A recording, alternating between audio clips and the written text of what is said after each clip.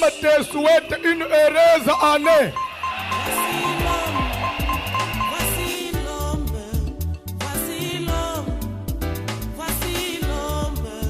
L'homme des douleurs, voici l'homme.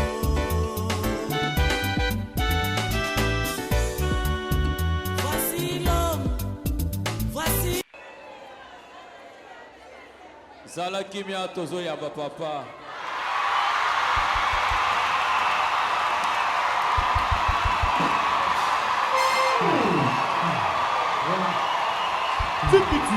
Hey papa! Hey papa! Double!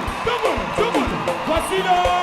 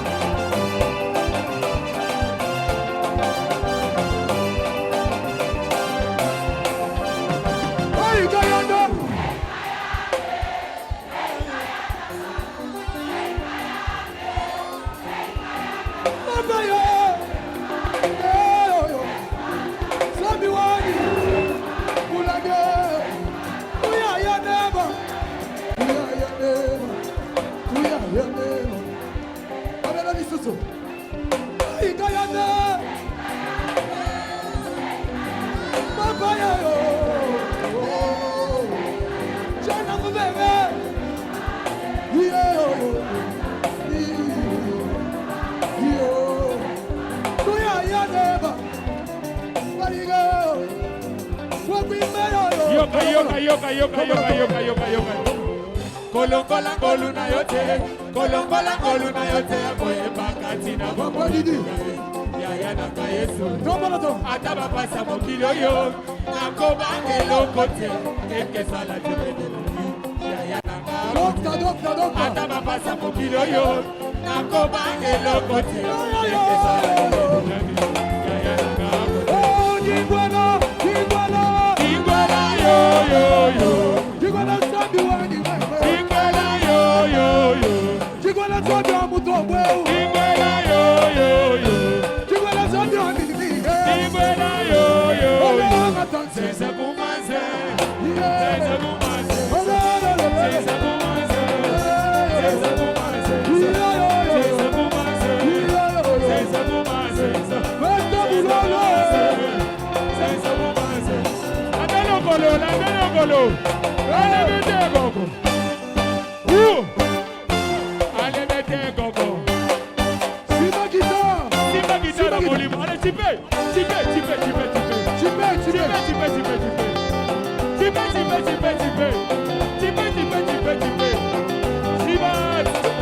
Yoga. Chama nyama nyama nyama. Chama, nyama, nyama, Beta nyama. guitara. Lete guitar. Ale chama nyama nyama Chama, nyama. nyama, nyama. Beta guitara. Lete guitar. Ale chama nyama nyama Lema nyama. sabi ni moi. Ale kama. Ele, Ale chama nyama nyama nyama. Chama, nyama, nyama, Beta nyama. guitara. Lete guitar. Ale chama nyama nyama nyama. Chama, nyama, nyama, Beta nyama. guitara. Lete guitar. Ale chama nyama nyama nyama. Chama, nyama, nyama, Beta nyama. guitara. Lete guitar. Ale chama nyama nyama nyama. Chama, nyama, nyama. Ale kama. Oh, Yaba Sami ni moyo. Tiki tiki tiki tiki tiki. Utoto, utoto. Mushinde. Utoto, utoto. Mushinde. Utoto, utoto. Mushinde. Pide. Pide. Pide. Pide. Pide. Yoga yoga yoga yoga yoga yoga. Yakomeka. Omona bikama na zamboyo. Yakomeka. Oyo kabilenga zamboyo. Yakomeka. Oyo kabikama na zamboyo. Yakomeka. Oyo kabilenga zamboyo. Yabasani ni boye. Yabasani ni boye. Yabasani ni boye. Yabasani ni boye. Masaka kwa motema. Esama kamwe yaka. Masaka kwa motema. Esama kamwe. Aye, mutume. Mutumba kola moye. Mutumba kola moye. Mutumba wani kola moye. Ele ya ye. Ele ya ye. Ele ya ye. Ele ya ye. Balukingo. Salamo, salamo, salamo, salamo, salamo.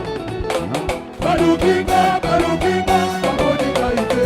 Baboni kobo. Babona babo. Iyaki mango bikoki. Mango bikoki, mana mango na mango. Yeah. Iyaki mango bikoki. Mango bikoki, mana mango na mango. Babo mane, babo mane. Iyaki mango bikoki. La, la, la, la, la.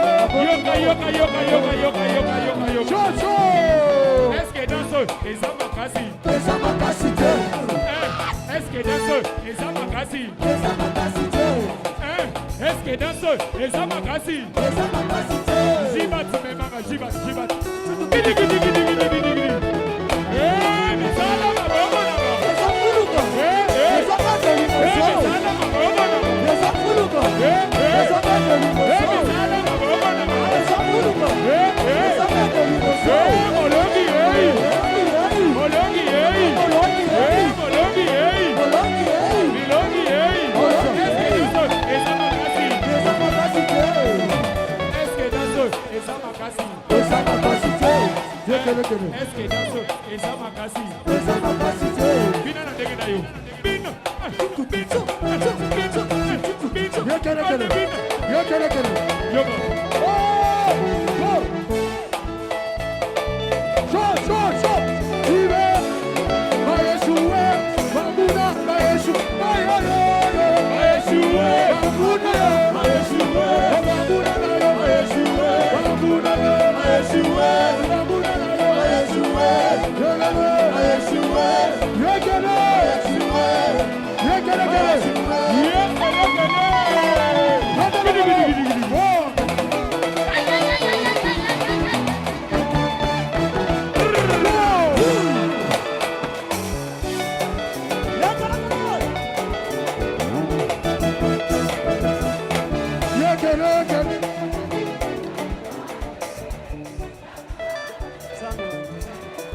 Yemba Makasi. Zambi wa Basilo. Zambi wa Basilo. Yo yo yo. Yo yo yo. Ole Pino. Yemba Baba.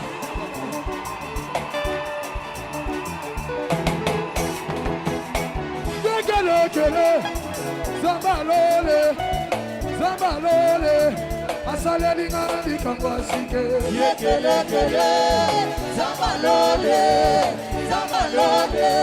Asale lingana likangwasike. Mazilibal, apesimba. Abikisi wasi. Asale lingana likangwasike. Kele. Zambalole. Asale lingana likangwasike.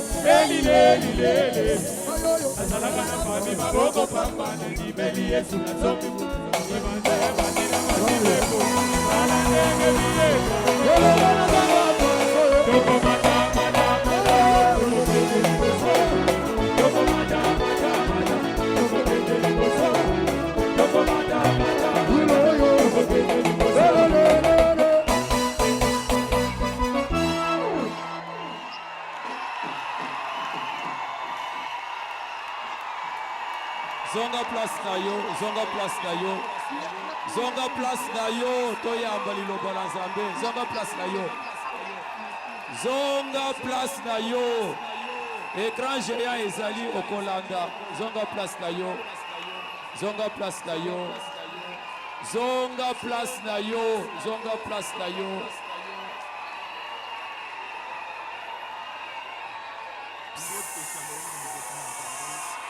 Service à sécurité. Yoka, yoka. Asa bandi koloba déjà. Zalakibia, Zalakibia. Nazo pesa église mbote.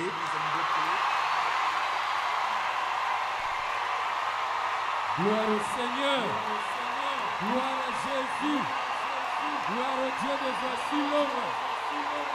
Nazo pesa église mbote. Nazo pesa bota na Nzambe mbote. Nazo pambola bandeko nyonso bazolanda biso na mukolo na lelo. Vous êtes à Kinshasa, vous êtes à la Sekakalembelembe. Je n'ai pas oublié tous ceux qui nous suivent de par le monde. Tikete Nzambe a voici le Mapambola Bino. J'ai béni la grande communauté Africa, sans oublier mon père Pascal, mon père spirituel, le père Pascal Mokona, pour votre soutien spirituel, moral, paix, na libota nyonso bazoko pour soutenir biso na état oyo ya tozali kotraverse ya convalescence Recording in progress. lokumu ezonga epa na nzambe tozoleka na liloba na nzambe sans plus tarder nazotanga verset moko moke awa tozali na Genèse chapitre 4 nazotanga à partir ya 10e verset. Genèse 4 nazotanga à partir ya 10e verset. Bible ezoloba et Dieu dit: qu'as-tu fait? La voix du sang de ton frère crie de la terre jusqu'à moi. Maintenant, tu seras maudit de la terre qui a ouvert sa bouche pour recevoir de ta main le sang de ton frère. Quand tu cultiveras le sol, il ne te donnera plus sa richesse. Tu seras errant et vagabond sur la terre. Caïn dit à l'Éternel: mon châtiment est trop grand pour être supporté. Voici, tu me chasses aujourd'hui de cette terre. Je serai caché loin de ta face. Je serai errant et vagabond sur la terre, et quiconque me trouvera me tuera. L'Éternel lui dit: si quelqu'un tuait Caïn, Caïn serait vengé cette fois. Et l'Éternel mit un signe sur Caïn pour que quiconque le trouverait ne le tuât point. Puis Caïn s'éloigna de la face de l'Éternel et habita dans la terre de Nod, à l'orient d'Éden. Caïn connut sa femme et le conçut enfanta Enoch. Bon, toujours ce que le mouké wana. Thème na biso ezali malédiction matérielle et financière. Je voudrais Olanda très bien. Malédiction matérielle et financière. Elingi kolobani. L'air toujours le sur la malédiction matérielle et financière. Elingi kolobani ezali genre ya malédiction oyo na vie ya mutu ezo simba ba domaine mususu te. Lande bien. Puisque ce qui tokeyi na verset 17, on dit Caïn connut sa femme et elle conseillait enfanta. Caïn abalaki. Caïn abotaki. Caïn a fondé un foyer. Caïn a tongaki, a tongaki na mboka. Comme pour dire que peuple et le comme que na verset 15, verset 14-15, Caïn a le baboui. Voici aujourd'hui tu me chasses loin de ta face. Ce qui m'a dit nanga kubomangai. Ah, c'est vrai. Caïn a raison. Ce qui n'a dit que Caïn ba kubomaye. Bible dit que Dieu mit un signe sur Caïn pour que quiconque le trouverait ne le tuera point. En d'autres termes, l'ongo le bani. Zamba tcheli kolo ya Caïn et lembo ya longévité. Akufate. Nyama bo mayete. Ata kutani na eloko amabe. Et ça c'est le problème. Nande très bien. Caïn, bonne santé, Zamba pessier. Longévité, Zamba pessier. Caïn abali, Caïn aboti. Mais ce comme malédiction à Caïn et autres dans le domaine ni. Malédiction à Caïn c'est plus côté matériel, côté finance. Nde malédiction à Caïn. Et l'ingoloba, les deux malédiction matérielle et financière, ça dit papa au go bana à 30. Mais pour bazala na vie ni. Ndo mona kalibota musu babota bangwe bele me bangunyo ba fazer ndo mona amwasi musu abali me libane nini. Et c'est ça le problème. L'ande biso très bien tozole bel sur la malédiction matérielle et de la malédiction dans domaine ya finance et ciblé domaine mokobo. Ce qu'on langue très bien Bible ezoloba que Adam connut Ève sa femme et le conçut enfanta Caïn et après ayekobota Abel. Caïn était laboureur, Abel était berger. L'ande bien. Au bout de quelques temps, Caïn fit à l'Éternel une offrande. Abel de son côté. Bande koyo basali musala. Oyo basali bilanga, oyo bokoli bibwele, simana mwata, bazo bonzela nzambe. Po ba bonzela nzambe, c'est parce que bazwaki. Po ba bonzela nzambe, c'est parce que musala basala ki esimbaki. Soki esimbaka te, balinga ba bonzela nzambe te. C'est parce que Simbi. Bible dit au bout de quelques temps, le temps de quoi? De leur travail. Au bout de temps, il y a Moussala. Oh, il y a Salias, Abo, Kolibi Bouele. Azalek in a 3, il comme 9, il comme 30. Oh, pas Bandi Bilanga, Alonye Boti, la Sangwe Koli, Abouki. C'est que prospère. Nasimakaya, Yokelin de Ono Jopo. Nzamba nimi offrande na ye abomiye. Nzamba zoba ke maintenant tu seras. C'est le futur. Okokoma. C'est que liboso azaki maudité. Okokoma maudit na mabele oy. Et fungoli muno opone au recevoir de tes mains les sang de ton frère. Telle malédiction à Caïn et tel domaine et à finance. Côté makambunios, mariage, au fondé foyer, au santé, au vie normale. Makamuswe simba. Mais nawe tel misala maboko. Yo la kami mabe. Yo kozwate. Bien aimé, koya na mukilipo tika mutute. Koya na mukilipo yo za lemitelenga nute. Koya na mukilite po li efo bakabela yo. Ya même ndengo ye l'église, c'est-à-dire que misune eza otala mama oyo apesa kabie na simotele mele na mutuka. Na simola ndeye na simano. Eza vite. Mateyo ye poete yo pe oluka nzambe oya bongola avia ba. Soki eza keza na malédiction songolo. Soki eza keza na eloko moko amabe ekoteki na vino mupepe moko ekoteki muto alungula mipepe beza nzambe. Malédiction matérielle et financière. Soki otali bien, Bible dit que Caïn nzamba tiena elembo ke babo mayete. Aumela na ye. Mais aumela na pasi. Mutozo umela na mukili, mais na pasi. Mutozo bota bana ya pasi, azo bale libana ya pasi. Azo sele mimbongo ya pasi. Tozo kende na lumbang parce que zama kamu basiba développer. Bible sikoyo, ben elande bien. Au tozo kende kotal. Caïn po akoma maudit.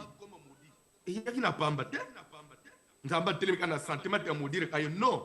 Et ça n'est pas ça là. Nzamba de maintenant tu seras maudit de la qui a ouvert sa bouche pour recevoir des témoins. Nde omoni batali ce qui n'a pas salé dans Nzambe cause ya liboso malédiction et de la désobéissance na liloba na Nzambe.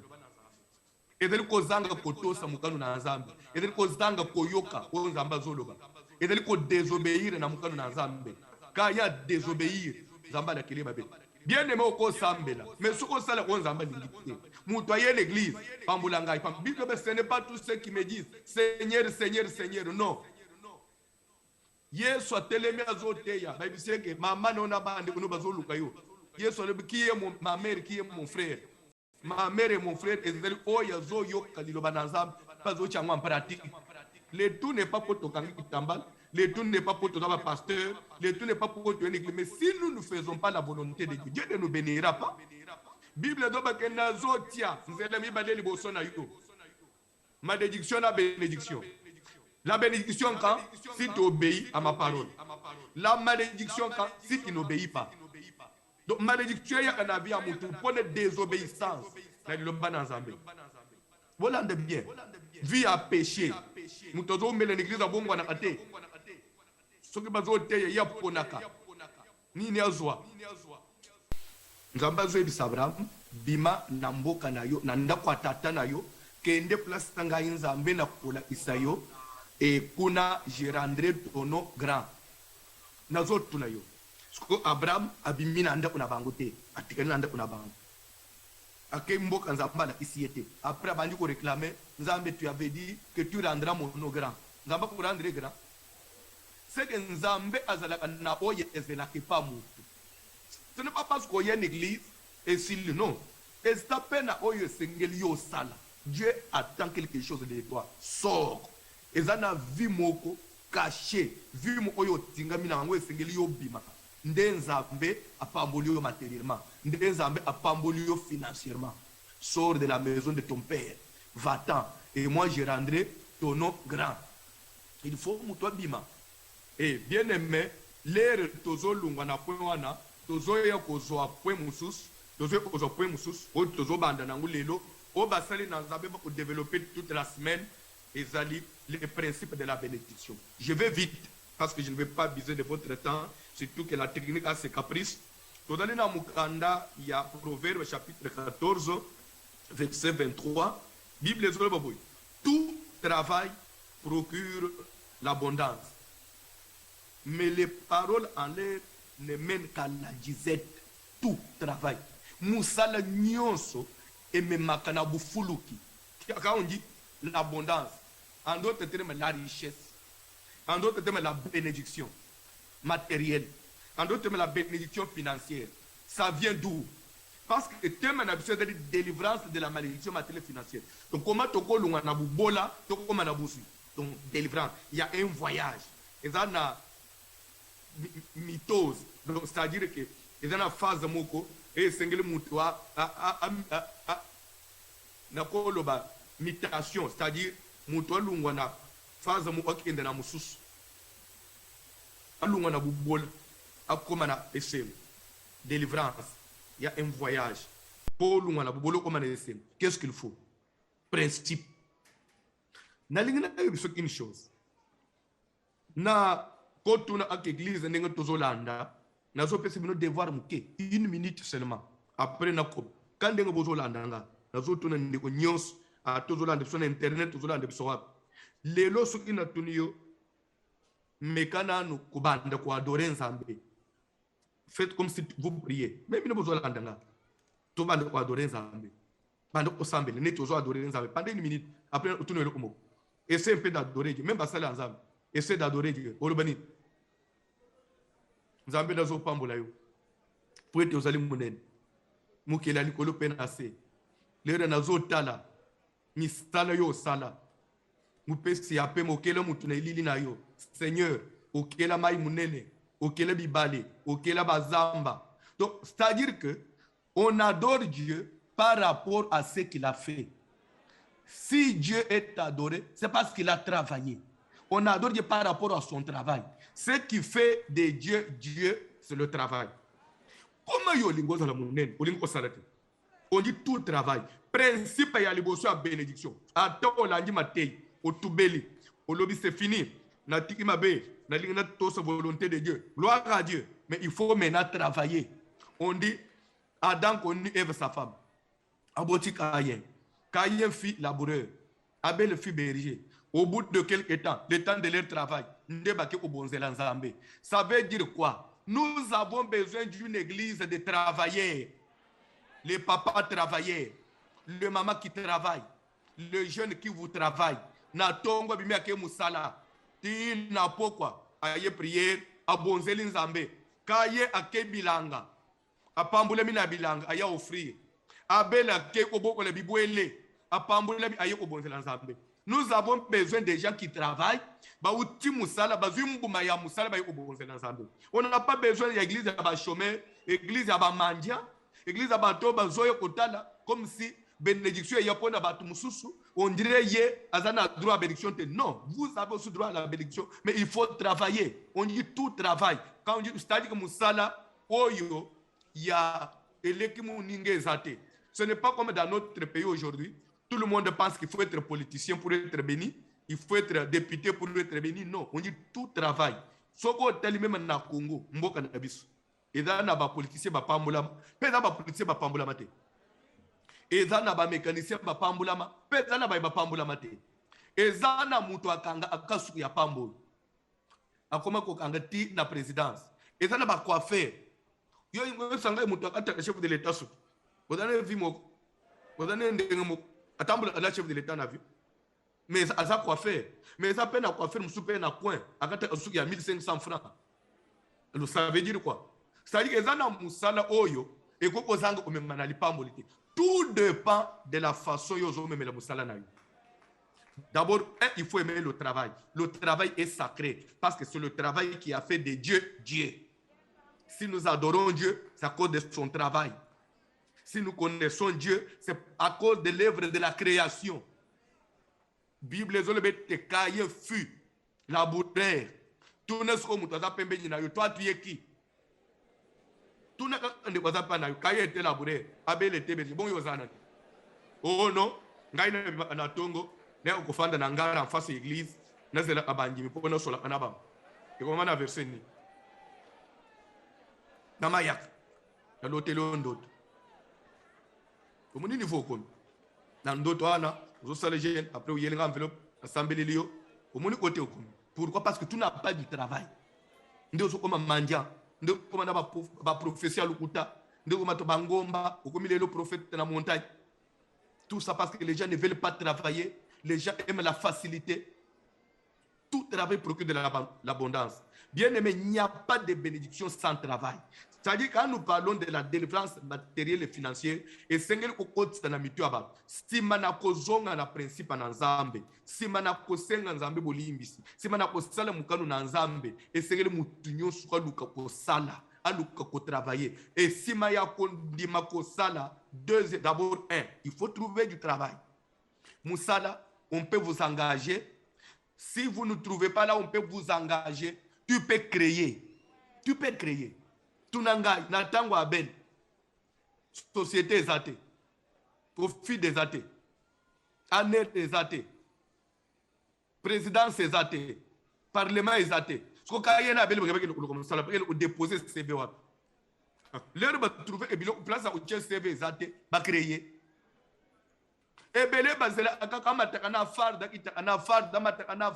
tu avais 40 ans, les gens ont 70 ans. Non. Tu peux créer. Tu peux créer un atelier. Tu peux fabriquer des produits. Tu peux lobby lobby pay. Tu peux fournir une société amine. Lobby lobby pay. Tu peux marque nayo. Lobby lobby pay. Tout travail. Promesse de coach sérieux na musala. Okozo musala, mais yomo d'abord ko le musala. Ozo respecter ngote. Ozana batu, il travaille, mais musalo ya sala kwa alinga ngote. Envia musala mutu musus. Non. Nde lo memeli malédiction na vie akaye. Pourquoi il faut le vie à moninga? C'est pela na musalo ya bilanga. Atelelo, o pesi nzambe nzamba sepelité. Bible zo ba nzamba ebisikaye. Pourquoi ton visage est-tu la bâti? Si tu agis bien, tu relèveras ton visage. Il fallait qu'il y ait tout le Nzambe. Pourquoi on se pèle dans les bons anangate? Nzamba boye était présent. Il est là bilanga. Non. Façon à saler la kiango. C'était question à revoir. Nde Nzamba pamboulaye. Nde Nzamba pamboulaye. Là, très bien. C'est pèle na musalo. Bandat na kulinga musalo ya soda. Linga musalo ya soda. Ya la police lingam. Linga musalo ya otangisa. Il y a professeur, lingangu, maître, lingangu. À travers un des amba au pambulo. Ce qui d'abord yom au kolo musal, au bagnan au lingam musal, au patient valeur, musalo la technique au lingam, au tché sérieux. Les athées les tozo théo sont écartés. Vous trouvez que mutozo sala musala, azo tché sérieux. Azo yeba teke musalo, lobby lobby, et qu'on sale peke, lobby lobby qu'il y a bangay non. Il faut mutunyo à respecter musala naye. À tezali ya muke, à tezali ya munebile tout travail. Musal so ko teli na domaine nyonso na mukili ezana bato ba mata ezape na bato ba mata domaine nyonso ata bien aimé ezate lelo ezana ba pasteur ba mata ezana ba pasteur pe ba mata te. Ça ne veut pas dire que musala a bien ça qui pasteur non, musala a bien ça politique non, parce que na domaine la politique ezana ba politicien passe, ezana ba professeur a passe, ezana ba docteur a passe, ezana ba docteur ba sala kombo, ezana ba sala bilanga passe na ba sala kombo. Alors, musala nyonso et kotombola, tout comme peut causer kotombola, mais ça dépend de la façon kolo musala azo memela. Il faut aimer le travail, il faut trouver du travail, il faut respecter le travail. Il faut moutoyer d'abord et renini makenda amusala. Bien aimé, ozana boutique. Ti 11h ozana nda. Wana bana musala. Allo, oso fongole ki boutique. Ah, ok, ngana zo bongisana biloko na zoya. Mais vous oubliez que na boutique ko. Ezali na ba client mususu. Pour sombe faut mon okolo boutique. Li solo na yo na ye, ndeko kokanga ye. Je vais vous dire que je vous donne un petit exemple. Je donne l'exemple du pasteur Voici l'homme. L'église est là, les serviteurs de Dieu prêchent. Mais pourquoi aujourd'hui, quand on a dit que Voici l'homme va prêcher, et puis si moi ambiance comme vous dites que colo vision à sa colo vision. Même chose à yo. Quand toi tu es présent au salon, dans le salon de coiffure, il y a une différence dans ce que tu vas dans le salon. Les choses na atelier non, il y a mécanique et que c'est dans ce que vous avez. Nzambe oya chika mafuta na ile kolona na yo. Ayebi koma azomemela yo. Alors c'est pour te dire que attention. Vraiment na kozwa ta mingite ezali na fongoli kaka. Semeno basana ba obele sur le travail. Principe ya kopambolamba musala. Musala ematisa ambano. Le banano le travail. Nous voulons dans 2022 mwana nyonso ya kalimbeleme mwana nyonso ya Voici l'homme mwana anseka luka musala sala Ah, tous les pasteurs. Et nous, le pété que ce qu'on fait l'église au sein de soutien. Non. Ça là. Parce que ce n'est pas que les lois de l'église au de la maison, soutien l'onda, ne pas la au sein de nyon soutien. Ça là. Pour négliger Moussala aux alèques n'angote. Moussala en Zambé, oui. Mais pour le Zoloba, na yaki e pa na bino, na teleki na charge ya mouté. Parce que ngai moko, na c'est suffisant d'abord. Bonne basala en Zambé, le lozo comme ta vie, na zo na charge église. Na charge kabana na Zambé. Donc tu n'es pas en mesure de te suffire toi-même. Et comme nous, nous avons toute injustice, nous avons salé la moutou, nous avons mon clarté. Pourquoi? Parce qu'on me tient à charge à battre. Dans la Bible, tout na Paul. Ce qu'il est le Paul Lozongi, va passer aux films pour venir sur l'église. Si Paul rentré, l'apôtre des païens. Ah, Zamba Pambo l'église. Zamba Pambo la passer ensemble. Na fongoli kaka, semaine moi m'a posé pour développer. Si Dieu continue à nous fortifier, à nous prêter vie, je crois que prochainement, nous allons soutenir l'église. Nazolinga bipai bozola ndabiso hôtel manan likolo to prier muke parce que je dois prier pour toi. Vous m'excuserez, moi je ne ferai pas m'élever parce que si je suis dans la téléma matériel nazana ngoza vraiment professionnalité ezapeza adapté na kule kamulayi. C'est pourquoi nazo senga téléma likolo, je dois prier pour toi. Nazo sambel en église. On a bandé sur Internet, nous avons détruire la puissance et la malédiction matérielle et financière. Ce qui fait que nous avons fait, nous avons fait poto, nous avons fait bali, nous avons fait la présidence. Nous avons fait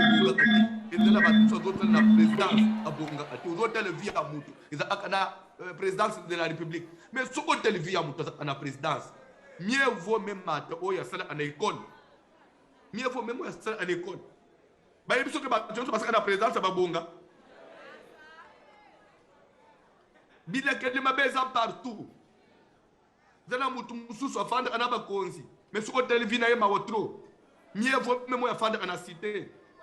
Bila kele mabeza laka. Na so lingo tele vina yo. Et tu béni ou bien maudit. Kama te kotala na vina mutu mususu te. C'est vrai, vous travaillez et vous gagnez quoi? On dit tout travail procure l'abondance. Depuis que toi tu travailles, où est l'abondance? Tu as 2022 de l'année abondance. Ah, Zamba Pambo, j'aurais souhaité être là et développer ce thème dans mon bimbanangunios. Mais Dieu est souverain, rien n'est perdu.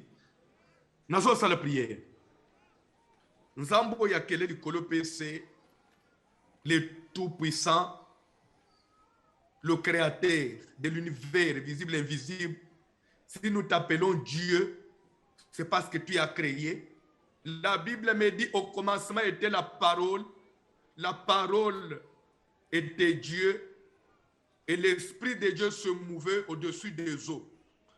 Bien-aimé, Zambe munene mukunzina lola Yesu Kristo o existaka ozalaka naeba nteli ozalaka liloba mulimu na Nzambe de koningana likodo na mai mais nana yeba ki bunzambe na yo esengela ki lilobe bima quand bien même l'Esprit de Dieu était au-dessus des eaux se mouvait mais il n'y avait pas eu de vie. Mais les jours où la parole a dit ma belle zala, ma belle salem, l'ole zala, l'ole salem. Mon lili, et que de poléya, poléye, ne mukoluto yeba ki munene na Nzambe. Seigneur, muli muna Nzambe ko zali likolo amutu, mais faut lilobe bima.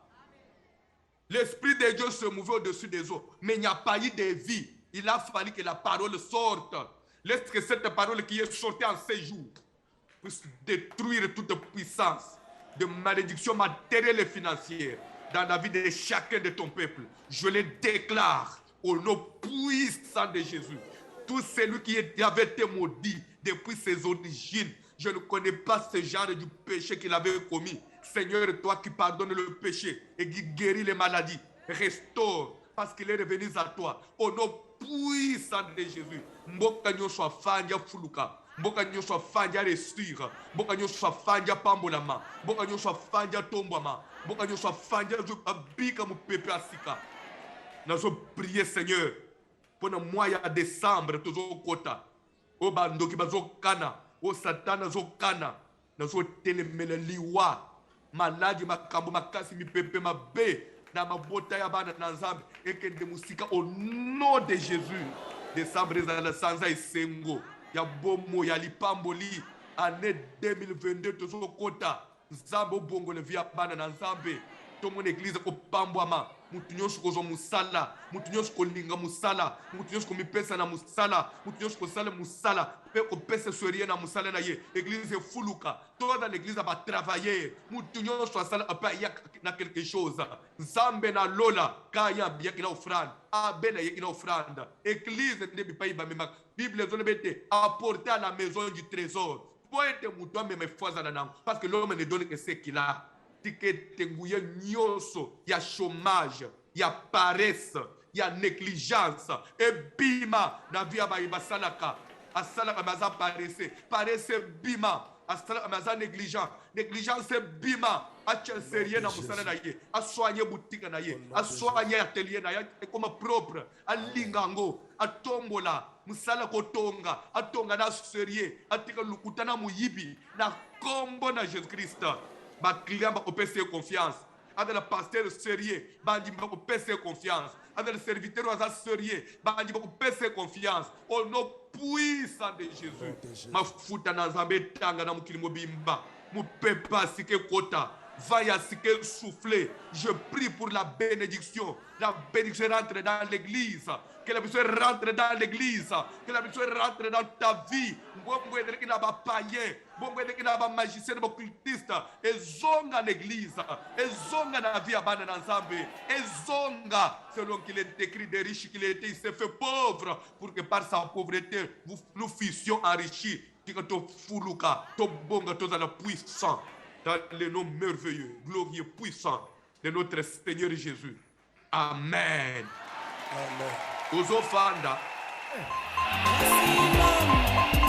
Voici